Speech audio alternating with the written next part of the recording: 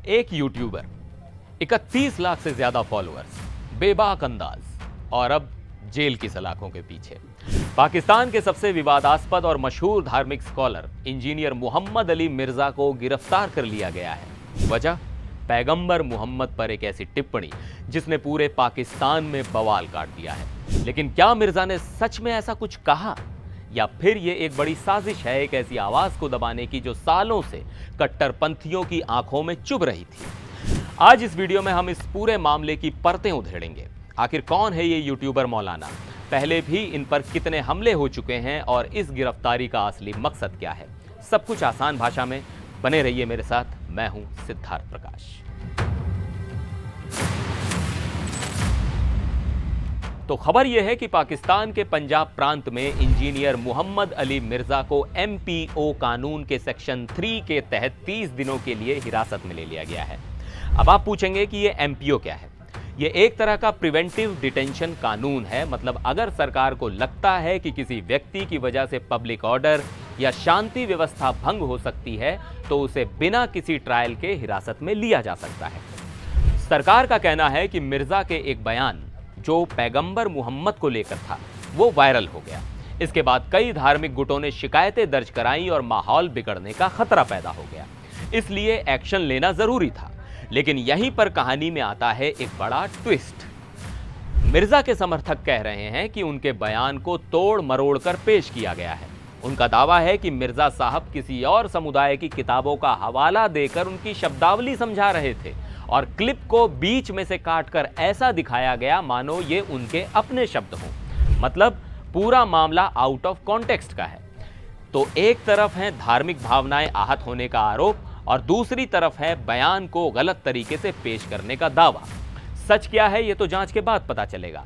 लेकिन ये जनाब हैं कौन जो एक बयान देते हैं और पूरे देश में भूचाल आ जाता है। इंजीनियर मोहम्मद अली मिर्जा कोई आम मौलवी नहीं है।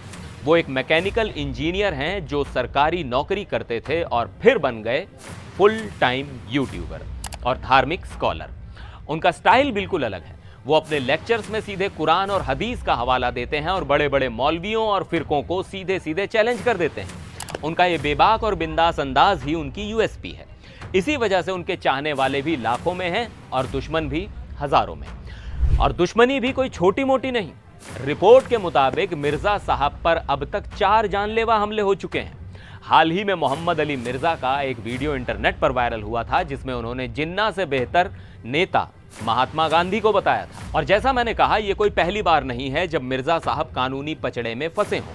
इनका और विवादों का तो चोली दामन का साथ रहा है। 2021 में उन पर एक धार्मिक अकादमी में जानलेवा हमला हुआ जिसमें वो बाल बाल बचे। 2023 में उन पर पाकिस्तान के सबसे खतरनाक कानून यानी ईश निंदा कानून के तहत केस दर्ज हुआ। आरोप था कि उन्होंने पैगंबर का अपमान किया और अहमदिया समुदाय पर पाकिस्तान के कानून को कमतर बताया। यही नहीं, मुफ्ती तारिक मसूद और मुफ्ती हनीफ कुरैशी जैसे बड़े बड़े मौलवियों से उनके डिबेट और झगड़े तो पब्लिक में चलते ही रहते हैं।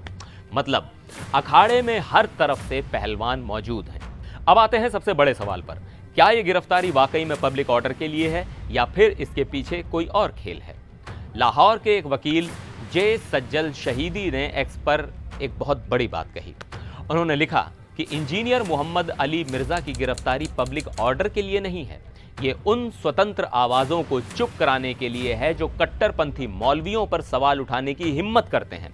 वहीं दूसरी तरफ TLP जैसे हिंसक गुटों को सरकार पुचकारती है, उन पर से बैन हटाती है और चुपचाप पैसे भी देती है। ये एक बहुत गंभीर आरोप है। वकील साहब सीधे सीधे इशारा कर रहे हैं कि पाकिस्तान में दोहरा मापदंड चल रहा है। जो लोग सड़कों पर उतरकर हिंसा करते हैं उन्हें छूट मिलती है और जो व्यक्ति YouTube पर बैठकर वैचारिक बहस करता है उसे जेल में डाल दिया जाता है। यह मामला अब सिर्फ एक मौलवी की गिरफ्तारी का नहीं रह गया है। ये पाकिस्तान में फ्रीडम ऑफ स्पीच, धार्मिक कट्टरता और सत्ता के खेल से जुड़ गया है। तो कहानी साफ है। एक मशहूर विवादास्पद और बेबाक यूट्यूबर अब जेल में है। सरकार कह रही है शांति के लिए जरूरी था, समर्थक कह रहे हैं साजिश है और आलोचक कह रहे हैं यह आवाज दबाने की कोशिश है। इस पूरे मामले पर आपको क्या लगता है? क्या सरकार का कदम सही है? क्या मिर्जा को उनके बेबाक अंदाज की कीमत चुकानी पड़ रही है या फिर धार्मिक मामलों में बोलते हुए एक लक्ष्मण रेखा होनी ही चाहिए? अपनी राय नीचे कमेंट्स में लिखकर जरूर बताइएगा। मिलते हैं अगले वीडियो में, तब तक के लिए नमस्कार।